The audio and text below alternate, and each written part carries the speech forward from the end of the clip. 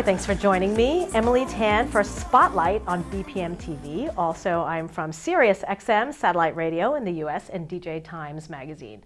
I'm here today with Sylvia Tosun, award-winning singer and songwriter, and also the president and founder of Sea to Sun Love Rush Digital Records.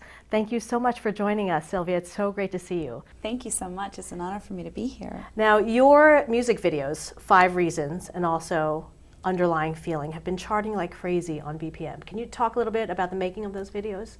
Yeah, actually a friend of mine who happens to be Canadian is a celebrity photographer, and also he's on both shows, America's Next Top Model and Canada's Next Top Model.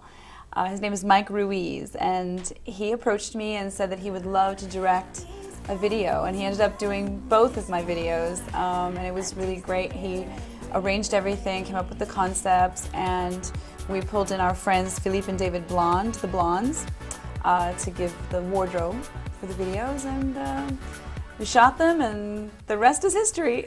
Now, you write your own songs. Yes. Which, you know, I'm not sure how much the general public realizes, but there are a large majority of artists, performers, who do not write their songs. They have a team of songwriters, either from the labels or, you know, privately hired by management, but you actually write, compose, arrange your own songs. Is that correct? I do, and I also collaborate quite a bit because I believe the whole is greater than the sum of its parts, especially when it comes to music. And I've never been the type of songwriter or, you know, producer that is wanting to do everything themselves. You know, I'm not like Sting, you know what I mean? But I do really think that when you write a song and when you produce something, it should have a beginning, a middle, and an end. And I think the more elements that you bring in, it becomes like this, you know, amazing amalgam of the talented people that are in a room, and hopefully the best of everyone that's in the room. And therefore it becomes a mission, not necessarily just a song or an expression, but it goes beyond that. And I always think of the song that way. So, as founder of Sea to Sun Recordings, which you have since merged with Love Rush Digital in this day and age, I mean, with recorded music so hurting, and the record industry as a whole so hurting, and with illegal downloads and whatnot. Two-part question: why even bother founding a label? And second part, how do you stay in business as a label, as a record label?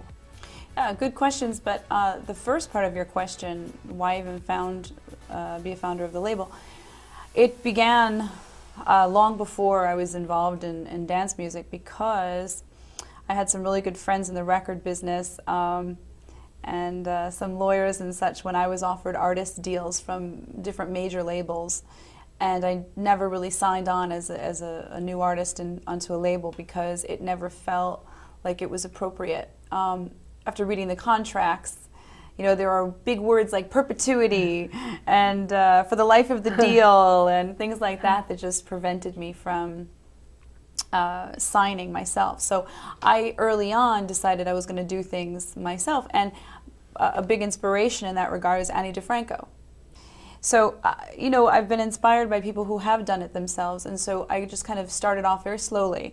And it was only in the last year and a half where Anton Bass came on board, who really had a great knowledge of the record business and how it works, that my label has kind of emerged as a real label. You know, other than that, it was just a way for me to get my music out, you know, in kind of a platform that works across the board. But now I believe it's full-fledged, and the process of that has been great because it's been slow, methodical, and pragmatic, and I've learned a lot along the way. There's a lot more to learn in this business because it's ever-changing now. But I think a good song is a good song, and I think that people will always gravitate toward music. I think it's a visceral experience for people. I can't imagine the world without music. So regardless of the piracy and all of the other issues combined, I think that we're headed on a good path because progress always wins. Do you consider yourself a businesswoman? Yeah, I think we have to be. You know, you're in this business, right? So I'm not just an artist, I'm not just a creator, but I'm also helping other artists get out there. So I do have to really consider a business acumen for all of what I do. Right. Now, this is not your first time in Canada, nor Toronto, I'm sure. No. What are some of your favorite places to play, to perform throughout Canada? Oh, well, I came back off of a tour that ended in Montreal at that amusement park. A gorgeous, gorgeous amusement park with this big, beautiful theater in there. And something about Le Jardin in there now. I'm not quite sure of the perfect name for it, but I remember it was dark and I was ushered in and I did this performance in a very crowded room, and then they sent me out on a golf cart. But it was really, really cool. Yeah, and actually as a child I was part of the National Choral Society, and I toured every pipe organ church in Canada. Really? It was an 8-week tour on a bus. I think there must have been about 20 or 30 of us to do the Misa Brevis in B flat, some sort of Mozart mass that we all did as part of a school project, and so I really had great experiences here.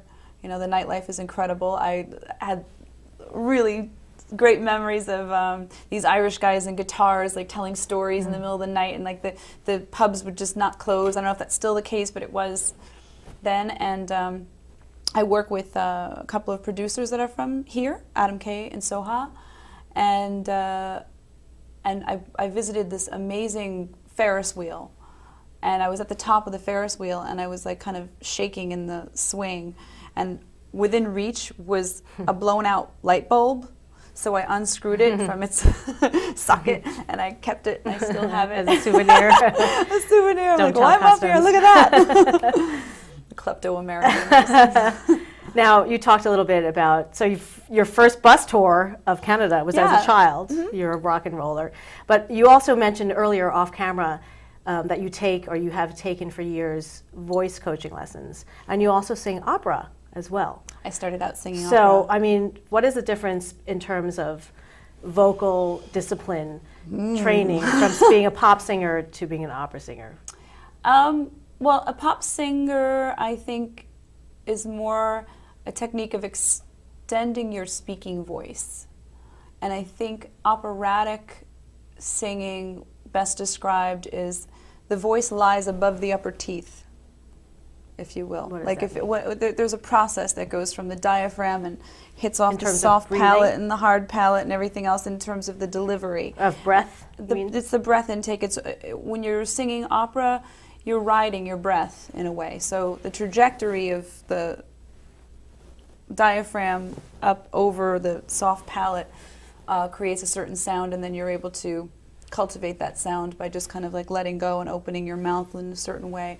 And I'm sure there are plenty of teachers that may be listening and say that I'm saying it all wrong, but that's the way it feels for me. And there's usually like a little buzzing right here on your nose when you're doing it correctly. Yeah.